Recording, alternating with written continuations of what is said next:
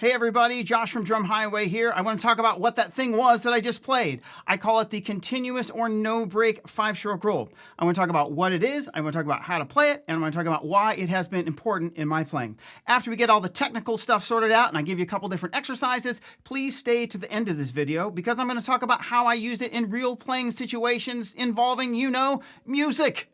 Let's get into it. So a regular 5-stroke roll is like 1E and 2E and, or coming off the ands, 1 and 2 and 1. I want to talk about that version of it. So there's a break there, like an 8th note break. But if we were to take that out and go straight into the doubles, you get this no break 5-stroke roll, which sounds like this. Right, left, left, right, right, left, right, right, left, left, right, left, left, right, right, left. So basically what you have there is a 5-note grouping. So if we're thinking of it as 16th notes in 4/4 time, it's not going to lay even against those things. So those singles are going to move through a 16th note grid. 1E and a 2E and a 3E and a 4E and a 1E and a 2E and a 3. And it continues to go on forever and ever if you wanted to. So a couple things are happening there. It's really hard for me to stay relaxed when I do that. And so this is a great thing for relaxation, but it's also very good to work on my internal clock and also feeling these accents moving against a quarter note pulse. So without worrying about 4/4 time or whatever, we're just going to turn this click on and play this exercise against a quarter note and just see if we can keep it going continuously over a period of time. This is the first way I do it, just to try to get it going. We'll work at 80 beats a minute. Sometimes, honestly, slower is harder, but if you don't know the sticking and it's weird, that's hard too. So if this is too fast, slow it down. You can try it a little faster, whatever, but I like to try to fight to see if I can get this 80 to happen.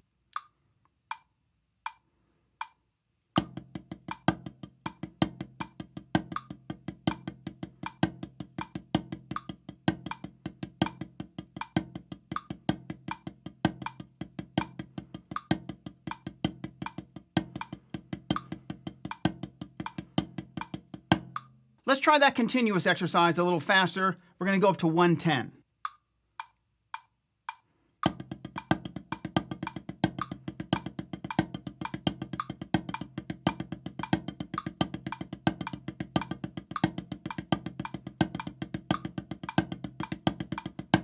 Now let's put this into a 1-bar cycle. What we'll do is we'll cycle through 1E and a 2E and a 3E and a 4E and a 1. Then we'll come back to the downbeat of 1. It's going to sound like this. 3E and 4, and 1E and a 2E and a 3E and a 4E and a 1.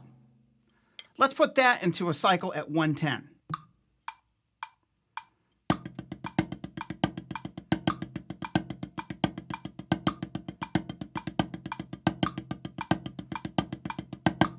Since we're starting on the right, it's always a good idea to practice starting on the left-hand side. Let's try that. Here we go, 110.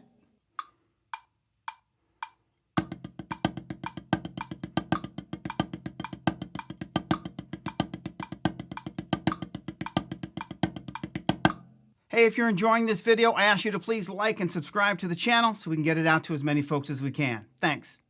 Now let's put this into a 2-bar cycle.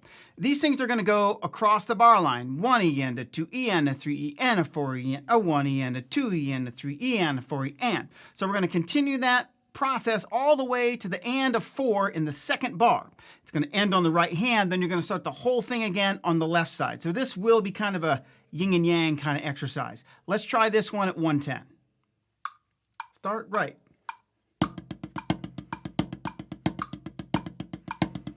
Left. Right. Left. It's really hard for me to stay relaxed, and one of the benefits I get from this exercise is actually learning how to stay relaxed, getting my shoulders down, and actually having a little bit of movement when I'm playing that. The other thing is that at these slower tempos, as you can probably tell, it's hard to make that really good and even. It's kind of an awkward sticking pattern and things are moving around. I'm trying to keep my internal clock going. I'm feeling where these accents are moving against the pulse. There's sort of a lot of things I have to manage. So just in terms of understanding some internal clock and technical stuff, I find this to be a very, very beneficial exercise. Okay, we got through all of that. Big deal, Josh. I'm playing this exercise, so what? Well, I tell you what, I would use that 1 bar phrase as a 1 bar fill if I was actually playing. It might sound something like this. I'm going to make this pad my drum set. Check it out. We're going to jump up to 120 for this.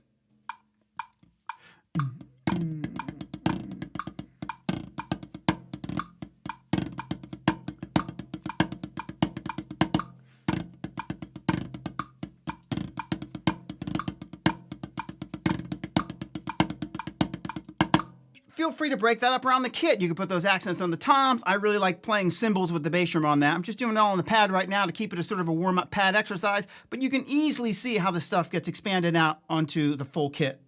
You can also use the 2 bar phrase, and when I come out of it, instead of stopping on the and, I'm just going to play and a 1, and that's going to get me out of it.